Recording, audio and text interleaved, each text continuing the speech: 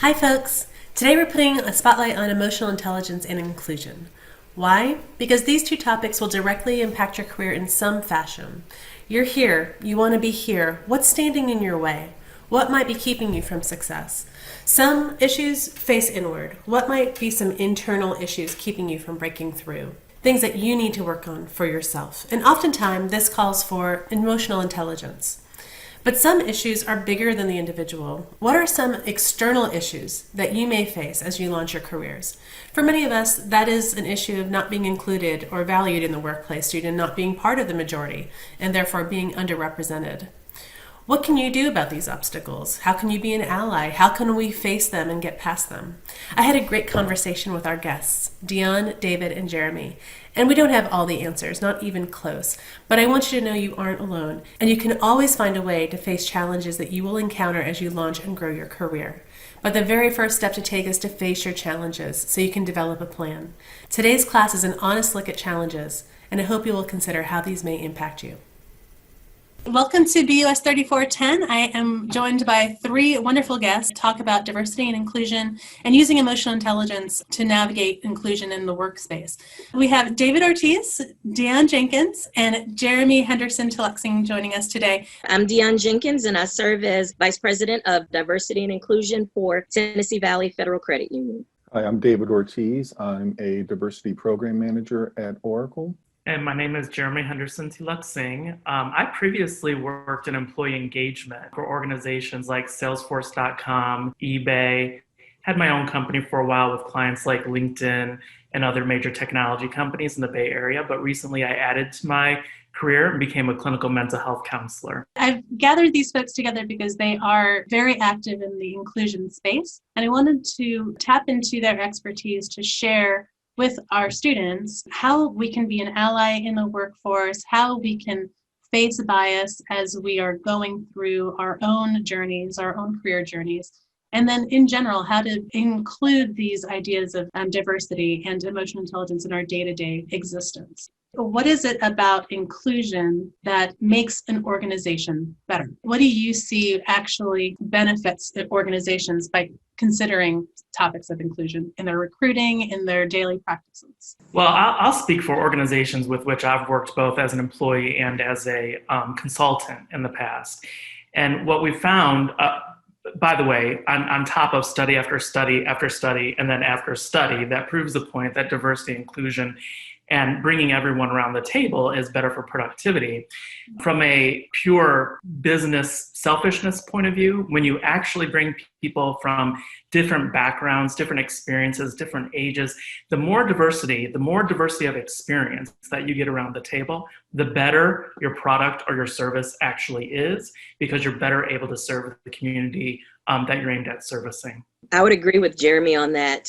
One thing about inclusion is when you have groupthink, when everyone is thinking the same way and everyone agrees and there's no one challenging the thought, you're not very productive. You're not going to get far. You want people that are bringing different perspectives. You want someone to come in and challenge your CEO and say, yeah, I think that's a great idea, but have we considered X? Or I've worked at previous organizations and we tried that and it didn't work, but if we tried it this way, it may. So to that point of having that collective voice, but understanding that there needs to be a balance and knowing that there are different ways of doing things and not to just always go, yes, you're right. Yes, I agree. That's the biggest thing for inclusion from my perspective.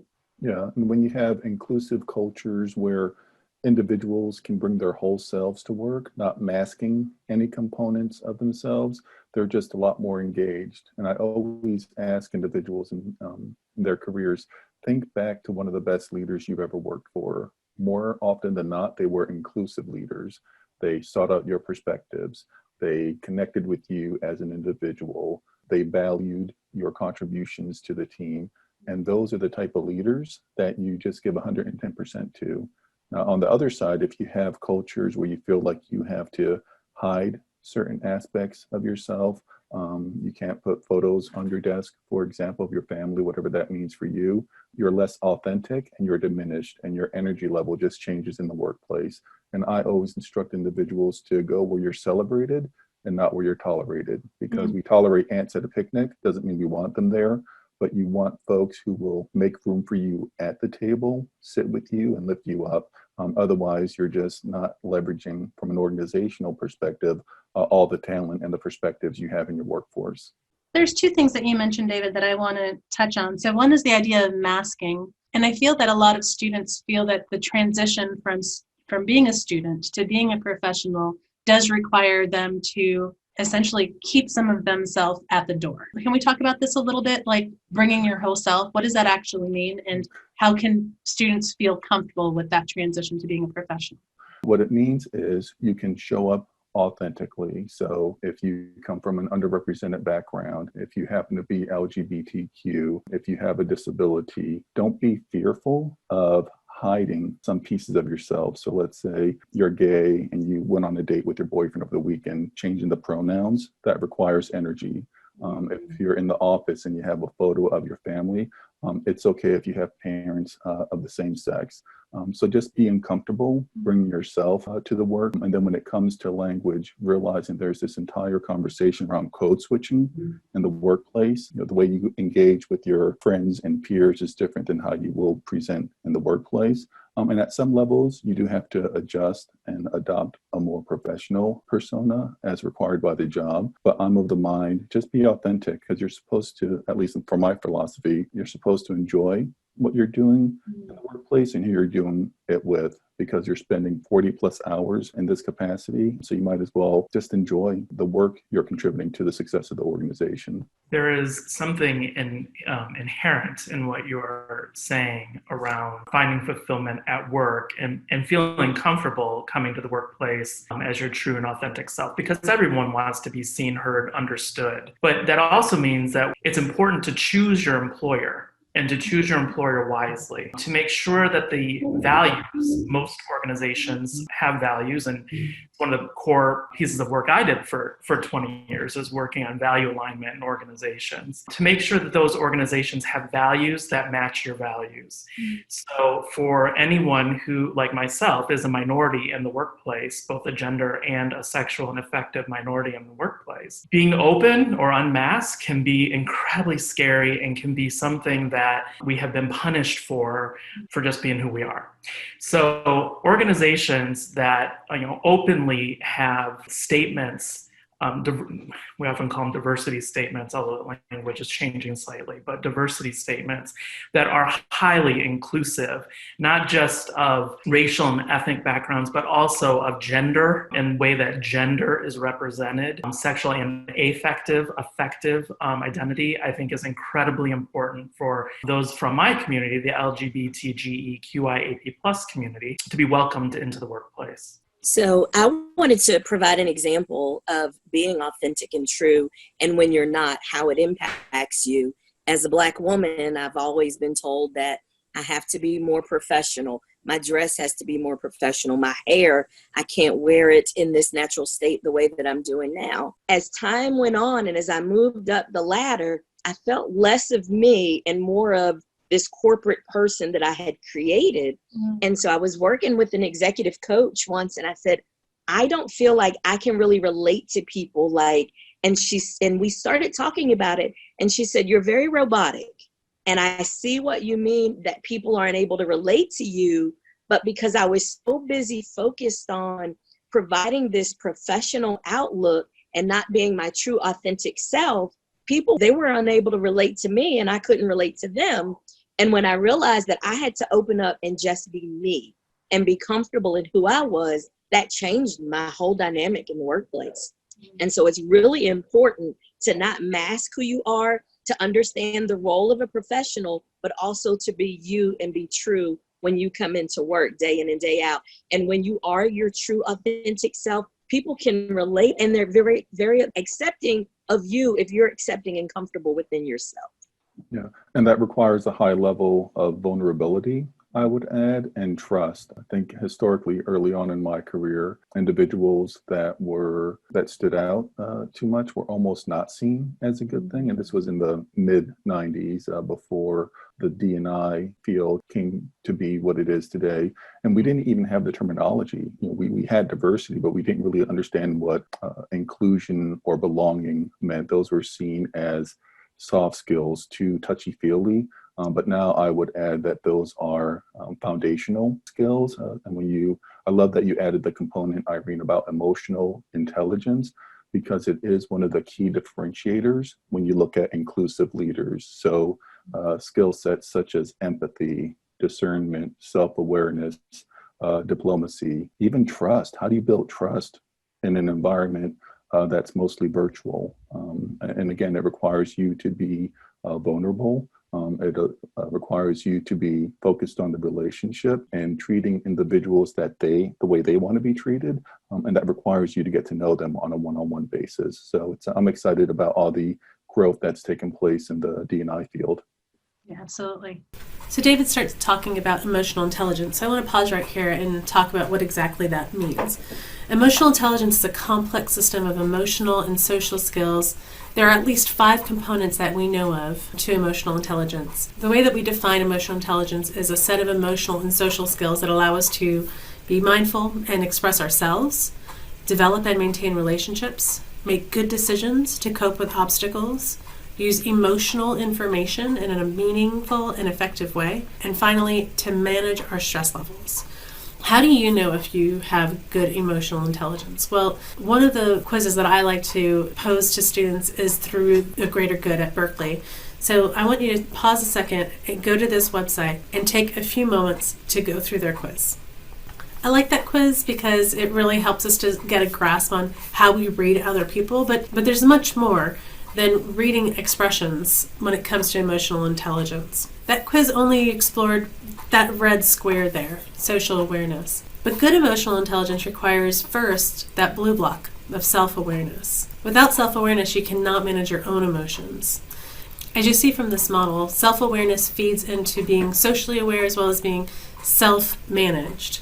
Being able to control yourself is part of your ability to empathize and work with other people. This culminating square, this yellow block, is relationship management, and it requires mastery of self-awareness, social awareness, and self-management. This is where you find true leadership, is in the ability to manage relationships. In fact, we see that people who are true leaders in organizations, they can have really low technical skills, but as long as they have very strong relationship management skills, they are able to be capable leaders. People who have good relationship management skills can motivate others, impact others positively, and move others towards a goal with great talent, but seemingly little effort.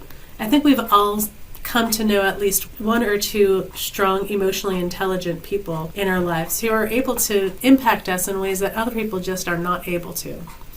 EQ, or emotional intelligence, changes throughout your entire life. While you can get tested for EQ, it is coachable and teachable. There's no limitation to one's abilities. But here's the really cool part. While IQ is fixed, research has proven that it is not a close correlate to leadership success. But EQ, emotional intelligence, is highly correlated within leadership success. So if you're thinking you couldn't make CEO just because you aren't the smartest person in the room, think again. A large component of interpersonal or emotional intelligence is taking the spotlight off of yourself and shining it on other people, being interested in and understanding others. So I invite you all to read through some potential actions that you can take to begin building your emotional intelligence at its roots. When we put others ahead of ourselves, it is wonderful how easy it can become to put the focus on others and build stronger relationships. Once you've taken the spotlight off of yourself, there's a couple of more pieces that you can take care of internally that will help you build your emotional intelligence, such as actions you can take to improve your adaptability and actions you can take to be more empathetic towards others. Now, these are just some general ideas that I've pulled together. There are so many ways to strengthen these core pieces within yourself. But perhaps some of these are intriguing enough to you to give them a try. What are the traits that people need to rely on in order to be more inclusive in their day-to-day life? What type of self-knowledge or relationship knowledge do you rely on to be a good inclusive professional? Knowledge of your emotional self is important. Get comfortable with anger. Oftentimes, when folks experience anger, they feel like they can't express that in the workplace, or something terrible is going to happen if they express anger. It's okay to get mad about something. Being able to express it in the right way is the important piece of it. Oftentimes people cross boundaries in the workplace, or they don't fulfill expectations, or they treat you unfairly. Those things are okay to speak about. We just need to do them in a professional way. How do you suggest that people do talk about that? Well, I think first of all, if you do find yourself getting angry in the workplace, step out for a minute. Give yourself a second to kind of regroup and get clear about what that anger is that you're experiencing, because emotions are not logical, right? So understanding what the source of that anger is pretty important. I'll tell you, in my career, I had been discriminated against for being gay a couple of times. And I was able to, in my development over time, learn how to speak about it, right? I don't know that I had those skills when I was 20-something coming out of college into my first job. Later in my career, I was able to actually identify it. I looked around, is this me, or is this really what's happening, right? And so try to get evidence for, is this only my experience, or is this the experience of other people in this organization that are like me? And then I got myself really clear about what I wanted to say to the leader with whom I had the discussion. And that leader just happened to be a lesbian, and she listened to me, which was probably the first time in my career I had that experience. Thank you. And I just want to add something that you had mentioned, Jeremy, regarding anger. It's interesting, when I've seen individuals display anger in the workplace, my thoughts on it were, I would never, because I think depending on your background, some individuals aren't expected or even aren't allowed to display anger, because then I'll be seen as that, angry Puerto Rican from New Jersey, displaying his hood side, for example. So, and I think individuals need to be aware, but there's some psychological safety that's required for individuals to actually process their emotions in the workplace. And I think one of the ways I've learned to cope with that is I have my tribe, my go-to people. So let's say something happens at work. If we were in the same workplace, Jeremy, we'd be in the parking lot having conversation, debriefing, and outlining my next steps. And I think that's just one of the ways individuals have learned to cope. But I will add that having employee resource groups in the workplace are a great way to connect with individuals and share these experiences. But again, emotional intelligence really is a key differentiator for individuals who are these inclusive leaders. They display that empathy, and I think for D&I practitioners like us on the line here, we deal in some heavy stuff. I think, Dion, you mentioned stepping on other people's toes. It's okay to sit in our emotions. One thing I would advise students is have your own personal board of directors. So one, you have to learn about who you are, right? But have a group of individuals that you can come to and talk with about different scenarios. So when you encounter something in the workplace, you can go to that individual and say, this is what happened to me today. I didn't know how to deal with it. This is how I dealt with it. And get them to provide some feedback on how you can deal with it in the future. And that's important.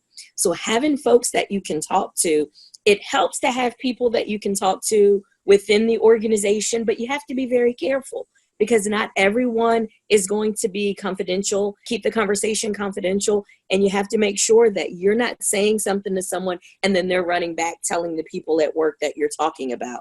So having a group of people outside of an organization, it's great to have a mentor. You should really have someone that you can pick up the phone and call and say, can we talk about this and how to deal with that? But you also have to do a lot of self-evaluation, a lot of self-reflection. I had a manager one time tell me, she said, Dion, Anne, who was our executive director, she said, Anne says that every time she has a conversation with you, you look at her as though she's stupid. And I looked at my manager, and I said, no, I don't. And she said, that look that you're giving me right now is the look that she's talking about. I had to go home in the mirror and practice that look and see what it looked like. And I went, yeah, they're telling the truth. That's exactly what I look like. So I had to work on my own facial expressions. I would literally find myself in a scenario talking, and I'd feel my face, frown or do something. And I was like, you have to learn how to have a poker face. And that's really important with dealing with emotional intelligence, because if people are reading you and you don't realize what you're giving off, then that changes the direction of how you work with them or any situation. So knowing who you are and understanding, one, what's your face doing, but also having an outlet where you can talk things through and learn from those experiences is really important. Yeah. And there's a balance there, right? Beyond that self-awareness, be yourself, but being aware how you show up in these places and spaces. Not that you should be paralyzed or be robotic, like you had mentioned. And I did the same because I'm very reserved typically until we'd established that relationship. And then, some of the walls start to go down. And I love your comment about being selective about who you share information with.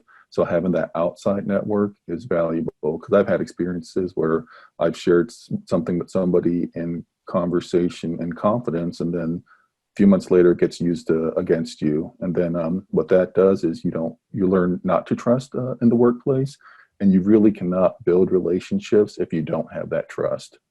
Yeah, I think it was Maya Angelou who said something along, I'm probably not quoting this directly, but said something along the lines of, when people show you who they are, believe them. Yeah. And so this is something I think that is an important part of emotional intelligence that we're touching on a little bit, which is the idea that there's you and then there's somebody else.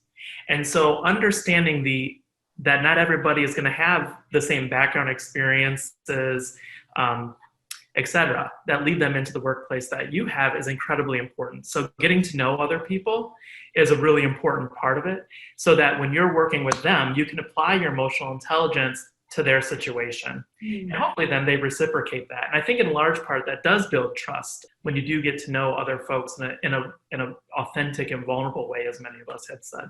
And that could lead to the building of allies. So tell us a little bit about, when a student, a lot of our students are going to be in a place where they can serve as allies for underrepresented groups within their workplaces. What advice do you have for someone who truly wants to be that ally? So I've actually been waiting on this question, and Jeremy kind of brought us into it, where he talked about it's okay to be angry and to show that emotion. And as a Black woman, I have to be very careful about that, because we get labeled as the angry Black woman. But I was in a meeting one day, and I just happened to be sitting next to someone I call a friend, but we're friends professionally, and she's a white woman. And I said something in a previous board meeting, and I could tell everybody thought I was the angry Black woman. And the same conversation came up in this particular meeting, and the woman next to me said exactly what I said from the last meeting, and everyone was very receptive and open to it. And I leaned over to her and I said, I want to be able to say what you say without being perceived as the angry Black woman. And she said, what do you mean? I said that exact same thing last month in our board meeting, and everyone thought that I had lost my head. And she said, really? And she wasn't in that meeting. And so what she said to me at that moment, she goes, I'm going to start paying attention. And when I see that, I'm going to call them on it. And she did. Anytime that she noticed, not just for me, but for others, she made it a point to be an ally and an advocate in that moment.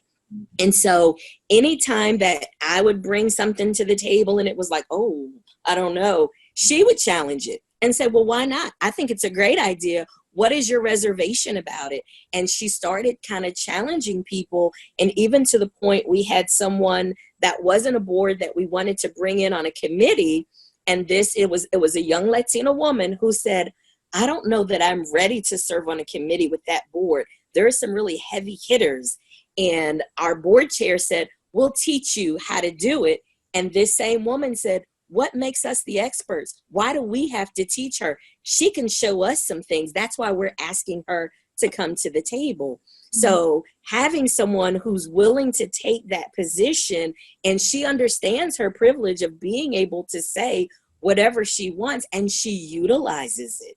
So having someone that is not afraid to step out and say, why is that wrong? Or what makes us know more than them? Or just challenging the system is really important.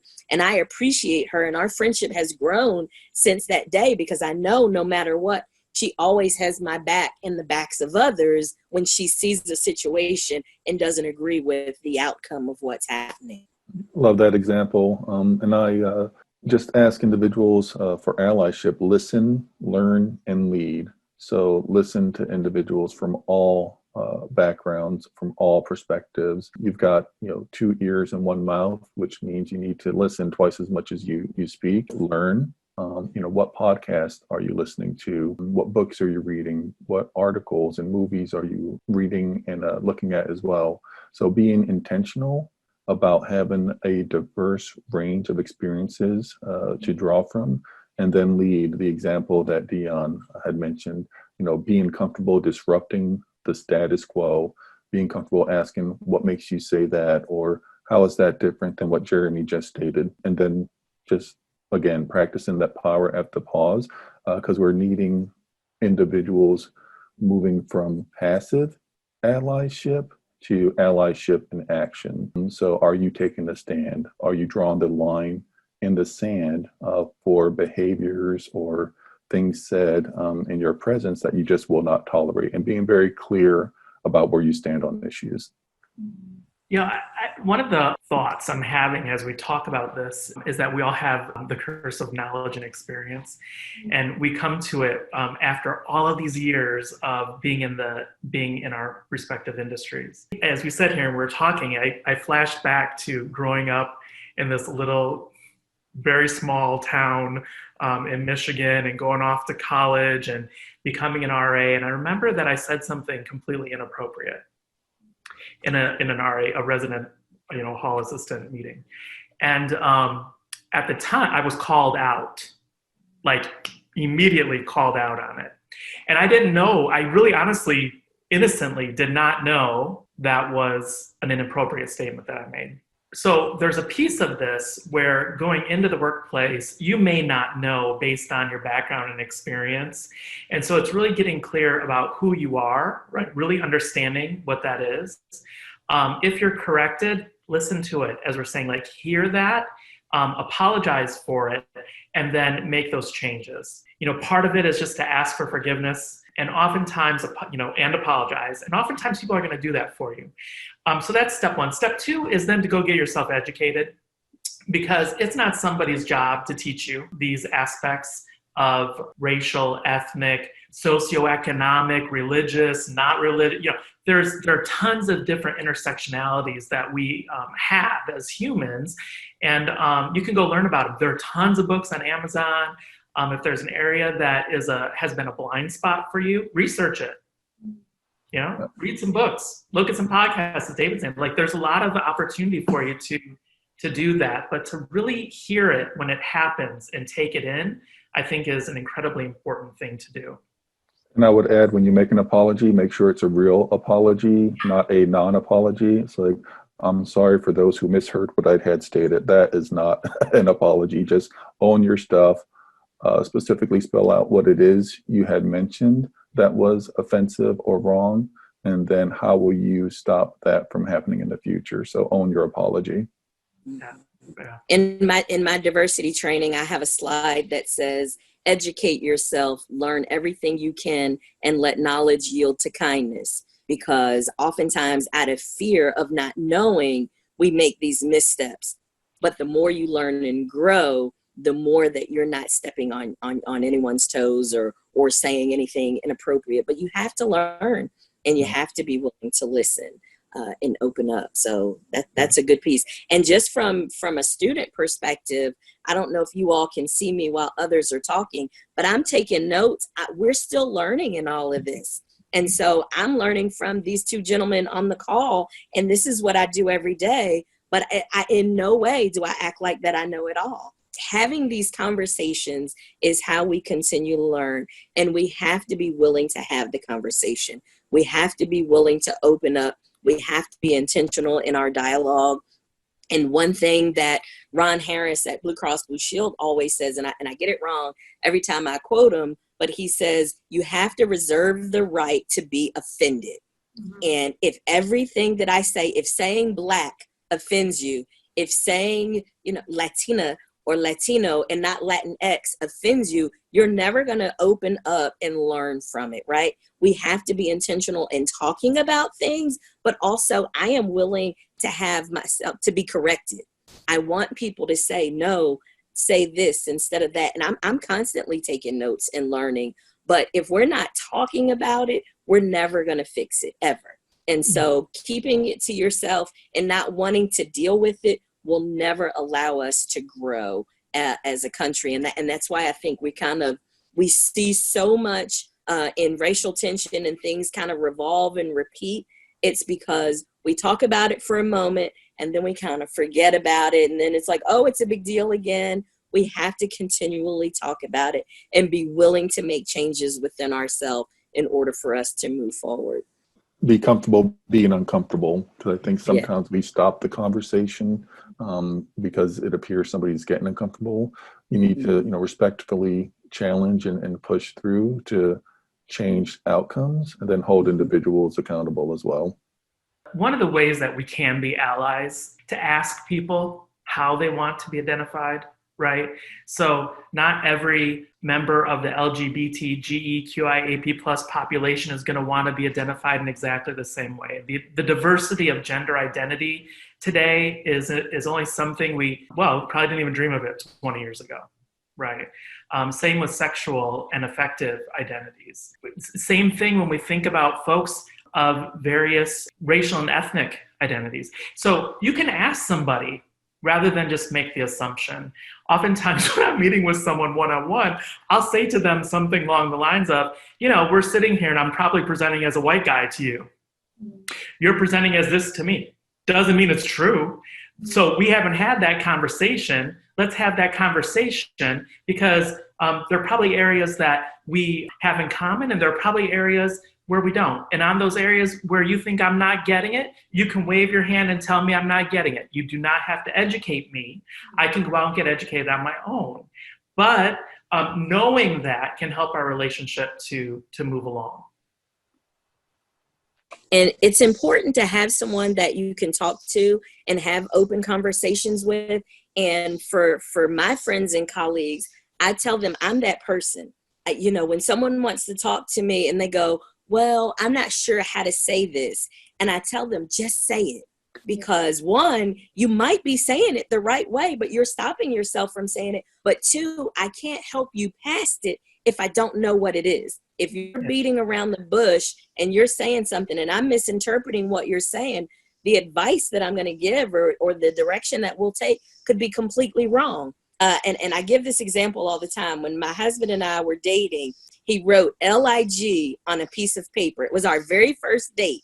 And I looked at it and I said, oh, you have a live-in girlfriend, LIG. And for him, it meant let it go. And so my interpretation was completely different than the message he was sending.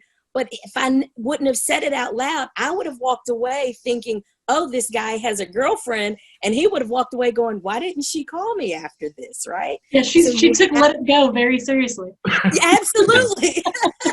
Absolutely. So you have to be willing to just have an open, honest dialogue and to be able to say, yes, that's very offensive. You shouldn't say that. Or no, it's okay to say something like that to people. But unless we talk and openly communicate, we'll never get past it. So be willing to find someone that'll allow them to just be open and vulnerable with you. And that's what I try to be for everybody that I talk to. Just talk about things is the point that I'm making. I want you to take a hard minute to think to yourself about the biases that you hold. Bias is a human reaction. We go through our whole lives building up prejudgments. If we didn't do things like that, it would make it really hard to live our lives. Every time we cross a street, we have to really consider if it's a smart idea to look both ways. Well, past experience tells us that we should look both ways before we cross the street. But these biases can become a problem. So I want you to take a hard minute to think to yourself about your biases. Do these categories, race, sexual orientation, gender, physical ability, ethnicity, or age, do they trigger any prejudgments in you? The very first step in overcoming bias is to face it. And when you admit to your own bias, you can change it. But let's go deeper. What bias do you hold within these categories? I personally have to say that I've been educating the Indian side of my family for the last 7 years about Tennessee and about the state that I've, fallen in love with really over the past 7 years. I mean, they hold stereotypes about living in the South that never arose when I lived in other places in the U.S. They have an image that has taken years to break. Their prejudice is real, but they are getting it as I send them photos of the hikes that I go on and the beautiful spaces that we have here, and talk about the incredibly talented professors and students I have at UTC. It's a process of reprogramming, but they're coming around and beginning to appreciate the South as much as I do. We live in a society chock full of biased undertones. We're surrounded by it, and it creeps into our collective consciousness. It takes effort to remember that these stories being told are incomplete, and they are not indicative of the individuals that we meet. So let's try an exercise real quick, if you would indulge me. Close your eyes. Go ahead, close your eyes. Let's say you're enrolled in a math class, and it's your first day with this teacher, and you run to the auditorium, and the professor is standing at the podium. All right, take a snapshot and open your eyes. What gender was that professor? What skin color? Was the professor young or old? Did the professor have glasses or no glasses? What clothes was the professor wearing? Here's the heart of it. We each had an image, right? An image that defines math professor that is stamped into our brains, not so much from personal life experience, but probably more likely from movies and TV, or from family sources, from books, from jokes. We each made a math professor in our mind, and that person probably doesn't really exist. Prejudice is an uncomfortable word because it is painful, and it impacts a majority of our society's issues. But the truth is, we all prejudge people and have an automatic feeling about them based on the categories we've placed them in our heads. No one wants to admit that they have biases, and certainly no one wants to be the target of bias, but it's human nature to hold bias. We are constantly bumping up against our internal biases. For instance, girls and boys have consistently scored dead even in the fields of math and science through elementary education, but there aren't t-shirts that say I'm too manly to do math. And while we know that women score just as well in math and science, women are deeply underrepresented in manufacturing, science, technology, and finance fields, just as men are underrepresented in nursing, social work, and early education. These groups are not deficient in these areas and incapable of performing the duties, not by a long shot, but students' choices are likely limited by the gender stereotypes that discourage them from considering a spectrum of careers based on their individual interests. You all have touched on it on some degree. How do we find an inclusive employer? How do we start to align our own personal values with those of a company culture? How do we ask? How do we research? How do we know?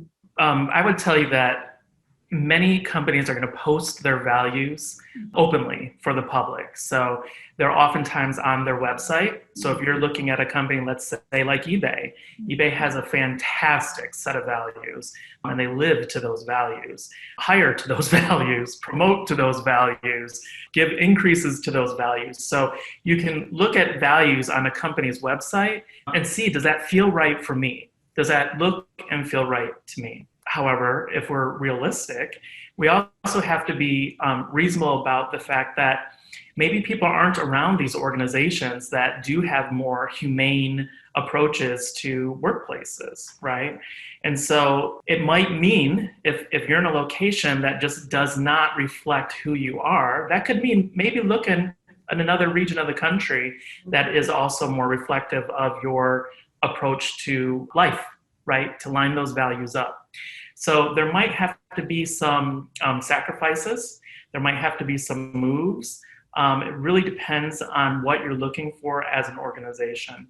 There are, today more than ever before, organizations are virtual, as David was saying, and they're all over the place, and they have people working from home in every corner of the world. So the reality is you can often find jobs that are remote with the organizations that you are feeling comfortable with. But researching your entry into the market is really important, I think, number one.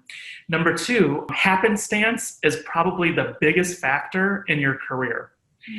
Being in the right place, the right time, knowing somebody who connects you with somebody else. So it's networking. But a lot of what happens in a career is happenstance. You can have the best aim at where you want to go in your career, and that's just often not where you end up. That's true. And I would add that recent college graduates should feel empowered. It's very much an employee's market now. And when they look at organizations, they're interviewing the managers, they're interviewing the organizations just as much as they are being interviewed.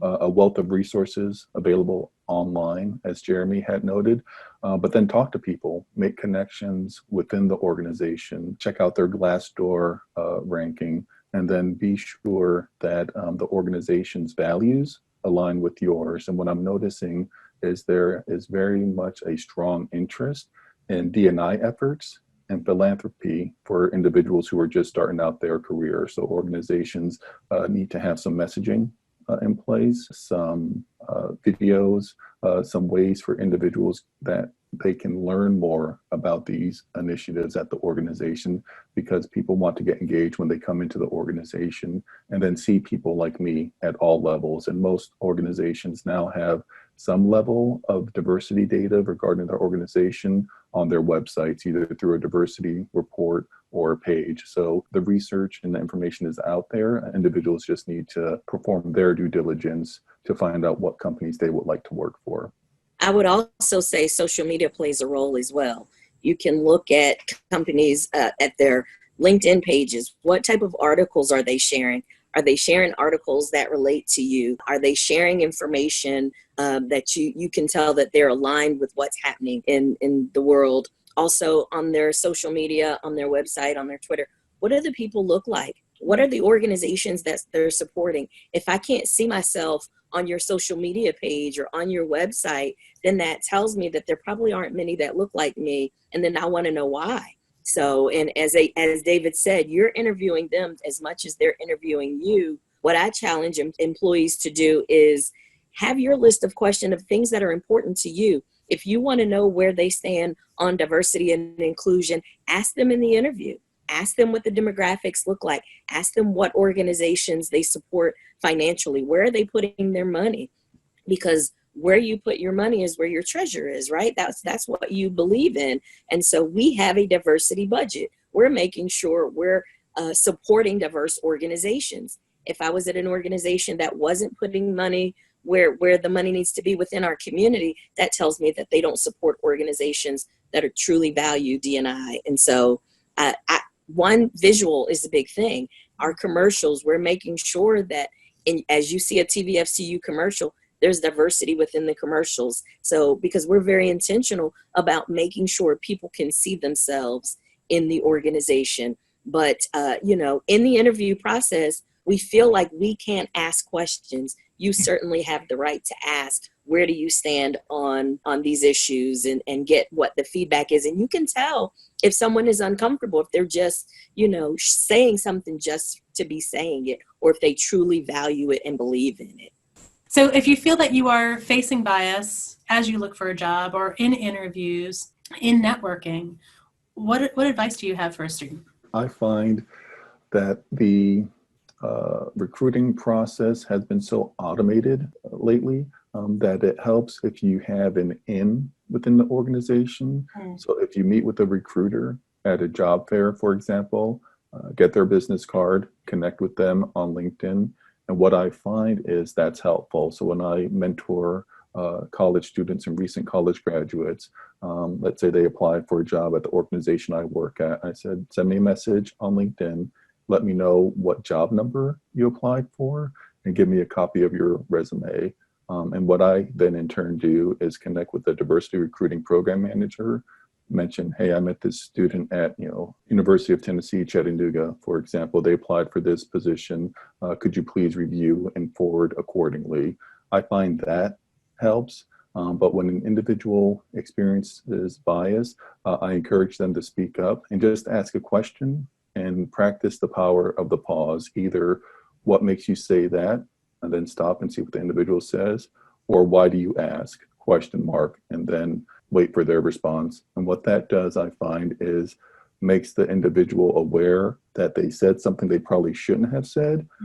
Typically, they'll apologize and move forward. Now, if you have an instance where somebody overtly stated something, take it as an educational moment. You may not be aware, but when you said, this, your intent may have been A, but the way I received the message was B, and here's why. And I typically tend to assume good intent outside of overt racism and bigotry, and just try to teach individuals as much as I can. But when we move into the whole concept of allyship, which I know we'll discuss later, is also, it's upon the ally to really own their learning in those instances. But just asking questions, I think they're referred to in some instances as bias interrupters. That is really a powerful tool, just asking questions and practicing the power of the pause. I just wanted to support what David said. For us, internally, when people are applying for jobs, I challenge them to ask why. If an interviewer says something, ask them to elaborate, ask for more information. But I think for us in the D&I space, I've been more focused on working internally and working with organizations to diversify their HR teams and identifying bias within HR. Because no matter what the applicant is doing, if HR doesn't understand and recognize their own internal bias, then you'll never get those candidates with a name that people think, oh, do we want this? Will they fit our culture? So working with HR and understanding where the bias is within the organization is important. And having recruiters at the table who represent diversity. If you have 2 white women, blonde-haired, blue eyes, and they're always your recruiters at the table, your diverse candidates may or may not approach them and even have a conversation to learn more about your organization. So at these diversity fairs, you need to represent diversity in recruiting, and people need to see that right away. They need to be able to identify with your organization just by looking at your recruiters. So challenging the system internally is really important, as well it is for the candidate to challenge and put some pressure, apply pressure from the outside. Yeah, and I would just add, Deanne, every recruiting event should have diversity represented. It warrants mentioning that until recently, members of companies who identify as gay, lesbian, did not have equal employment rights. It was only until very recently where we permitted the equal civil right of marriage. Part of being an employee is recognizing that employment is also a legal contract, and organizations have to abide by the law. So knowing your rights as an employee, I think, is a really important thing. It's not something a lot of people will ever tell you in your career, that you have rights, but you do. So noting that those are there. The other side of it is the idea of bias that we've been kicking around a bit. Sometimes people just don't know that they have it. And so they may feel real comfortable calling the gay guy a drama queen like me. Or they may have other pet names for folks that they don't necessarily know is those names would be inappropriate in all instances, let alone the workplace. And so organizations that teach an understanding of what it means to have a community working together as one global team internally to beat the competition externally, I think is a really important cultural factor, because it does not just promote diversity, inclusion, and belonging, but it certainly does promote acceptedness as well. because we're all in it together. So looking for organizations that, as we had said earlier, put their money where their mouth is, I think is a really important factor of credibility that can draw you into an organization, not just for your first job, but maybe then for your second and your third and a longer career. How can we challenge students to recognize their own bias before they enter the workplace? I'm a fan of the tool, the Implicit Bias Association test. And this is something an individual will take on their own, and they don't share their results. But it's a great starting point when you start to explore this whole concept of unconscious bias. And when I talk with individuals in the organization at all levels, I always ask them, have you ever had a situation where you met somebody who reminded you of someone you don't like, and you respond accordingly? You will cross your arms, you'll avoid eye contact, you're almost dismissive of everything they say. Where does that come from? You don't know that person. So being aware that bias exists, we all have them. And it happens in the opposite way as well. You don't know somebody, they remind you of somebody you do like, you're more engaged in the conversation. So starting to question where that comes from, and then accessing resources to raise awareness for some of the biases that you may have. And related to that is this whole concept of privilege as well, which you can have a all-day discussion on that. But just finding the resources, talking with individuals. And one of the best tools I find is by connecting with individuals that are different from you in some way, because it broadens your perspective and it makes you appreciate that everybody has a story, and there are different experiences that I haven't had the honor of going through myself, but I can open myself up, listen to other individuals' story to make me a better colleague, a better ally, and a better individual. Yeah, I'll add just real quick that I think an assessment is a fantastic start. Maybe that's my counselor hat that I have on right now. So assessments are always great to use. I also think just asking yourself the question, sitting there and asking yourself, what would it be like for me to have a gay manager? What would it be like for me to have an African-American female manager? I see Dion shaking her head. So, asking yourself these questions and actually reflecting on it, just sitting there and asking the question, because almost nobody ever does that, sits in just self-reflection.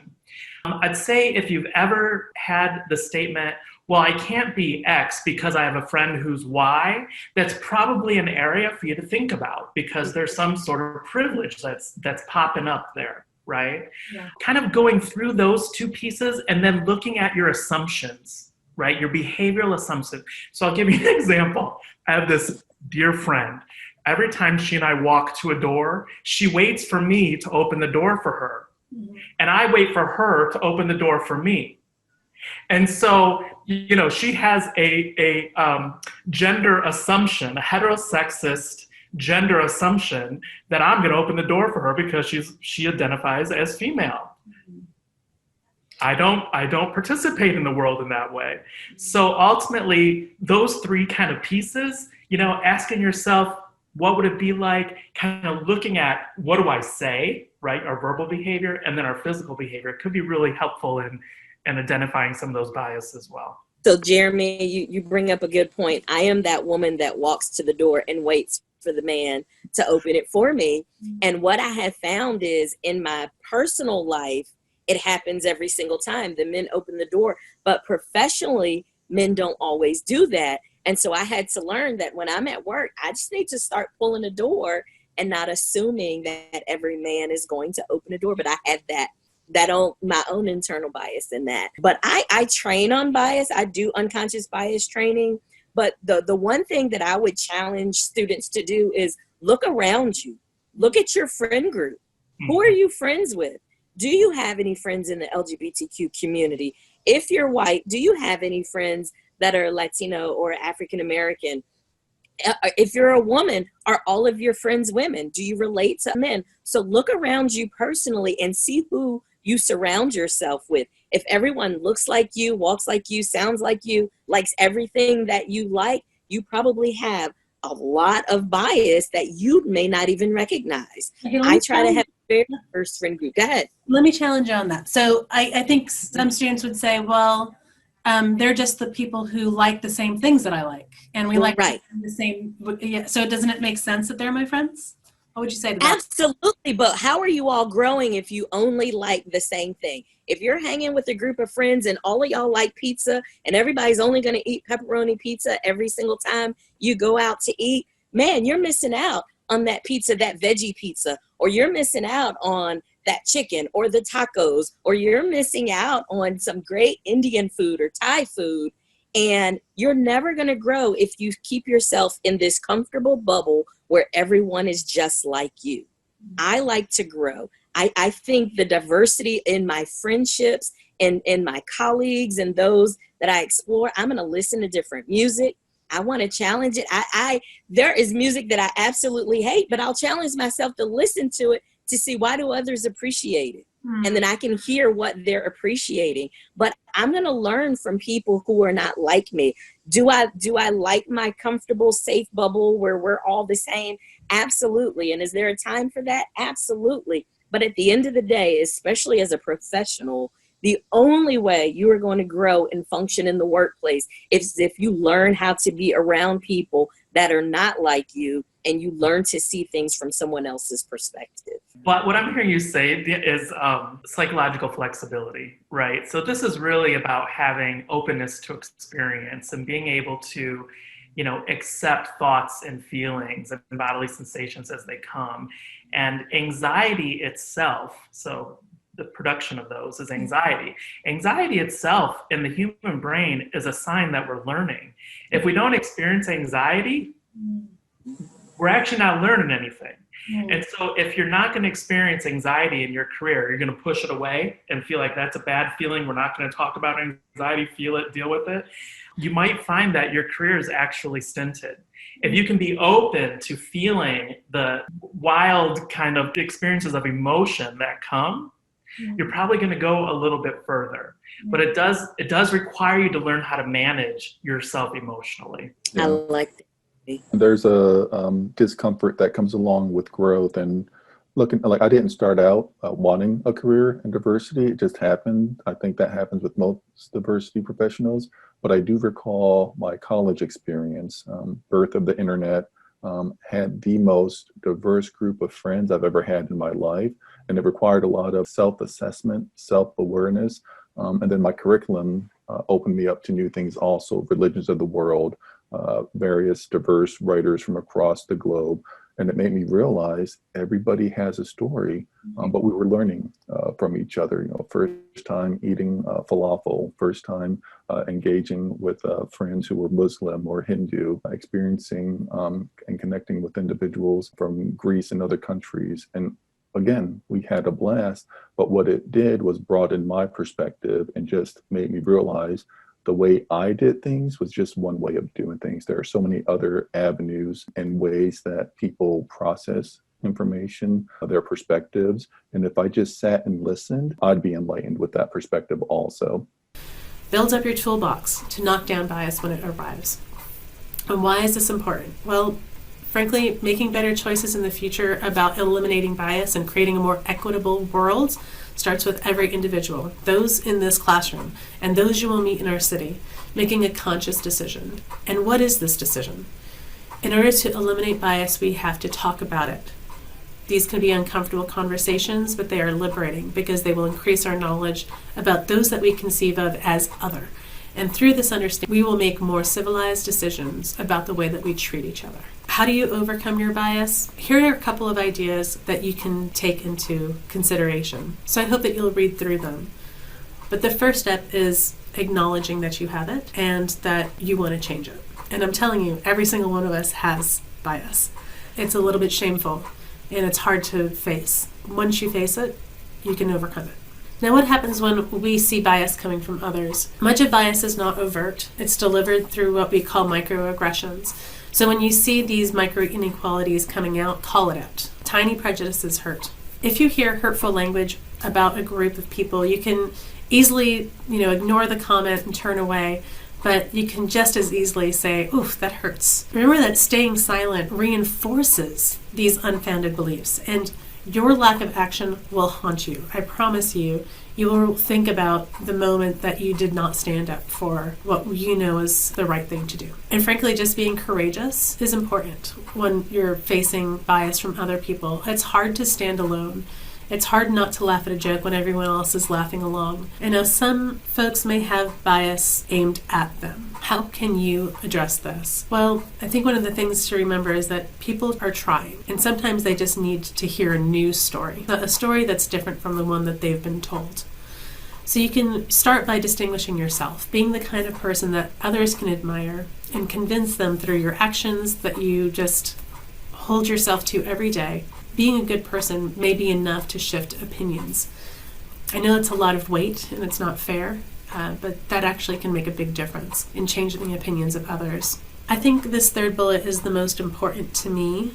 You know, when people make biased comments, I always assume good intent on their part. So I try my hardest not to get upset, but I do stop and have the conversation and explain the impact of their comments. As you've heard our guests say, being open and accepting of yourself is incredibly important. So you want to identify people who support you, essentially, who can be your cheerleaders. When you face a problem, you can turn to this advisory group and lean on them to help you be resilient in the face of prejudice. And if you feel that comments are overt, if they're being malicious and they're not open to a conversation, do not ever hesitate to tap into resources at school or at work to report the offending individual. Sometimes repercussions beyond ourselves need to be instigated in order for people to learn a lesson. Okay, folks, I hope you enjoyed that conversation. Remember that our guests are very willing to connect with you through LinkedIn. If you have any questions, I'm sure that they'd love to speak with you. We have only one assignment coming out of this week's class, and that's the Career Confidence Assessment. It should only take you a moment to do, but it's essentially a post-class survey to see how this class has impacted your career development. It's very similar to a survey that you took at the very start of the semester, so please make sure that you're using the link for this week's assignment to ensure that you get credit. Also, you might want to think about ways that you can identify employers who do encourage an inclusive work culture. In your course reader, you're going to find a document called Employers Dedicated to Diversity and Inclusion. Please read through it, and this may help you find employers whose values align with your own. And then finally, I need you all to start thinking about your points in class. If you have any questions about our point system and the grading scale, all that information is in the syllabus. If you would like, you can catch up on any missed assignments that are eligible for partial credit at this point. So if it was a now or never assignment, that cannot be made up, such as quizzes and scorecards, but just about everything else can. So if you have missed anything that you'd like to make up, please do so. So you'll want to make your plan to earn all your class points by the final due date for the semester. Thanks so much. If you need anything, please be in touch. Have a great week.